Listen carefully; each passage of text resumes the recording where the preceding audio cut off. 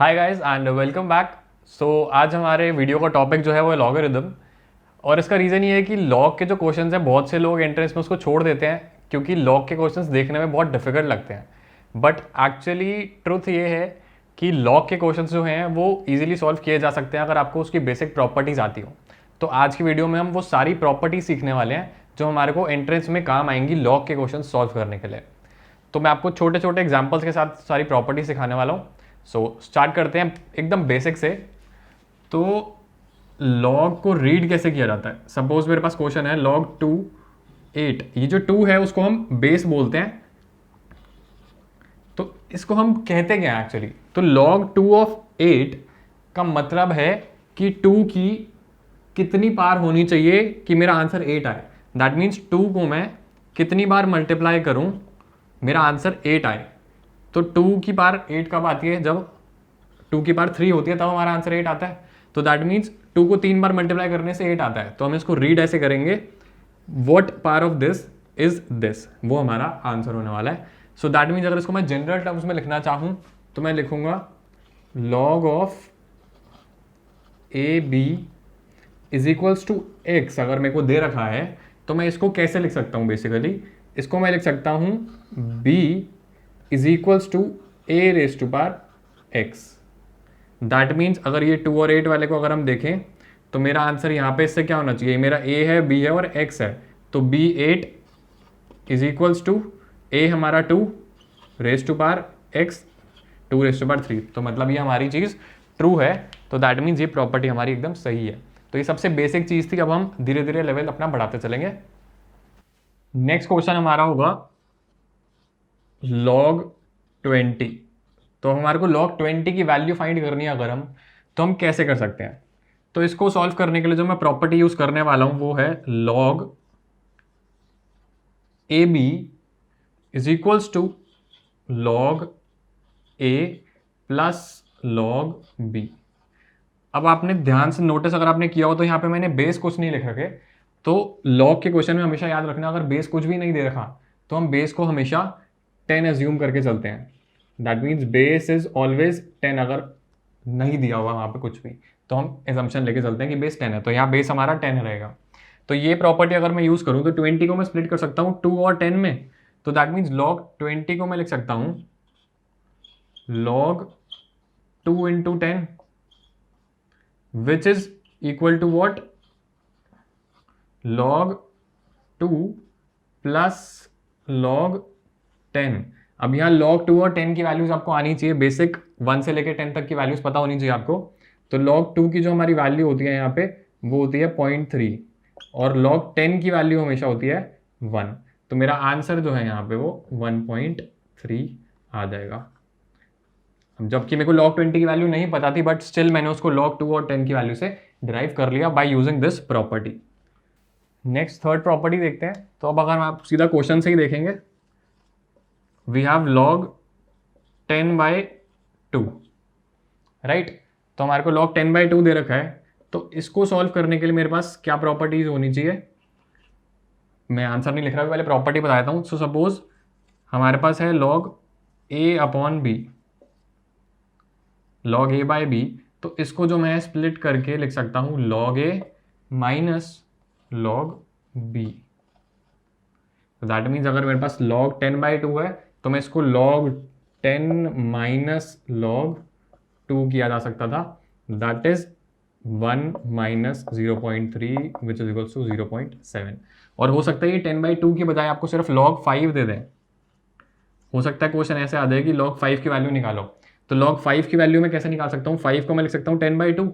तो log 10/2 is log 10 minus log 2 which is 1 minus 0.3 that is 0.7।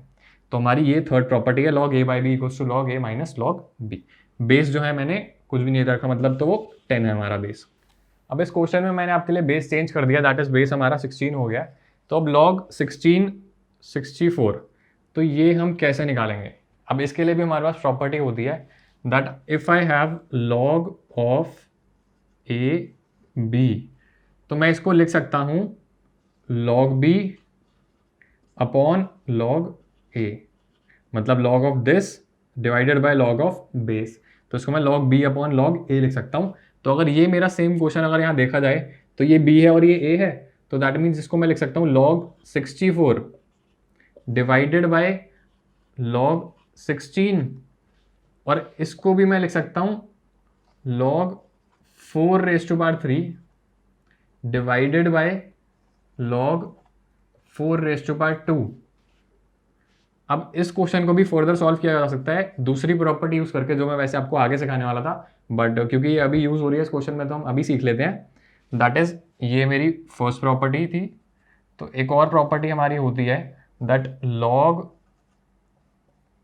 a raise to power x, अगर मेरे को दे रखा है तो मैं इस x को आगे ले आता हूँ, मतलब कि ये पावर से यहाँ पे आ जाता है और इनटू मेरा हो जाता है log a। तो दैट मीन्स ये पार जो है अब मेरी आगे आ जाएगी, दैट इज 3 log 4 और ये हो जाएगी 2 log 4। तो यहाँ से log 4 कट आउट हो जाएगा और मेरा आंसर जो है वो 3/2 आ जाएगा। तो इस क्वेश्चन में बेसिकली हमने दो प्रॉपर्टी यूज करी हैं और वो दोनों प्रॉपर्टीज ये रही, log a of b equals to log b/a, log a raise to power x equals to x into log a। तो दैट मीन्स पार जो है हमारी यहाँ आ जाएगी आगे इसके सामने, और इसको हम ये मैं इरेज कर देता हूँ। इस प्रॉपर्टी को जो है हम फर्दर ये भी कह सकते हैं कि log a of b is equals to 1/log b of a। मतलब कि अगर आप इसको ओपन अप करोगे तो वापस वही आ जाएगा, log a जो है नीचे होएगा, log b ऊपर आ जाएगा। तो इसको हम इसका रेसिप्रोकल भी कह सकते हैं। नेक्स्ट हमारी जो प्रॉपर्टी है वो बहुत ही ज़्यादा इजी है। सपोज मेरे पास है log 99। अब ये देखने में तो ऐसा लग रहा है कि भाई बहुत ही ज़्यादा डिफिकल्ट क्वेश्चन है, बट सिंपली इसका आंसर जो है वो है 1, बिकॉज अगर हमारा बेस और ये वाला नंबर जब भी इक्वल होगा तो उसका log हमेशा ही 1 होगा। दैट इज, जनरल टर्म्स में देखा जाए तो log of x is always 1, चाहे कोई भी नंबर हो, वो डजेंट मैटर। दूसरी चीज, log सपोज वापस 99 ले लेता हूँ एंड 1। अब फिर से देखने में लग रहा होगा कि 99 कैसे करेंगे भाई हम, बट इसकी भी प्रॉपर्टी जो है हमारी वो है answer will always be 0, because log any base जो है मेरा कुछ भी ले लो आप, अगर यहाँ 1 है तो मेरा आंसर हमेशा ही 0 आना चाहिए, मतलब कि कुछ भी हो जाए आंसर जो है 0 ही होगा। नेक्स्ट क्वेश्चन है log ऑफ 10,000। अब log ऑफ 10,000 कैसे निकाल सकते हैं हम? सिंपल सी प्रॉपर्टी यूज होगी यहाँ पे, जो हमने अभी आपको पहले भी सिखा दी थी मैंने आपको, पार वाली। log 10,000 है तो इसको मैं लिख सकता हूँ log 10 raise to power 4, 4 zeros है, तो सिंपली पार जो है हमारी यहाँ आगे आ जाएगी 4 log 10, और log 10 की वैल्यू मैंने आपको बताई थी 1 होती है। दैट मीन्स मेरा आंसर जो है 4।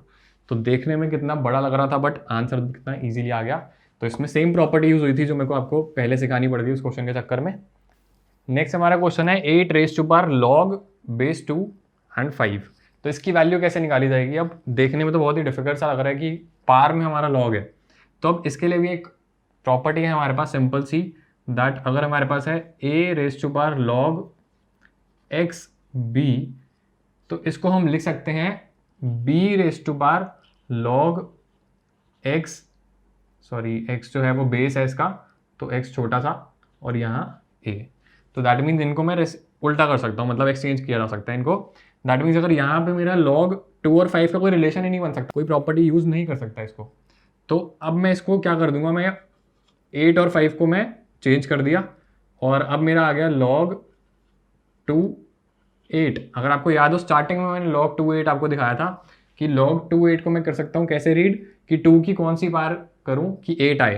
तो दैट मीन्स मेरा आंसर हो जाएगा 5 रेज टू पावर 3, क्योंकि log 2 8 is 3, 2 raise to power 3 is 8।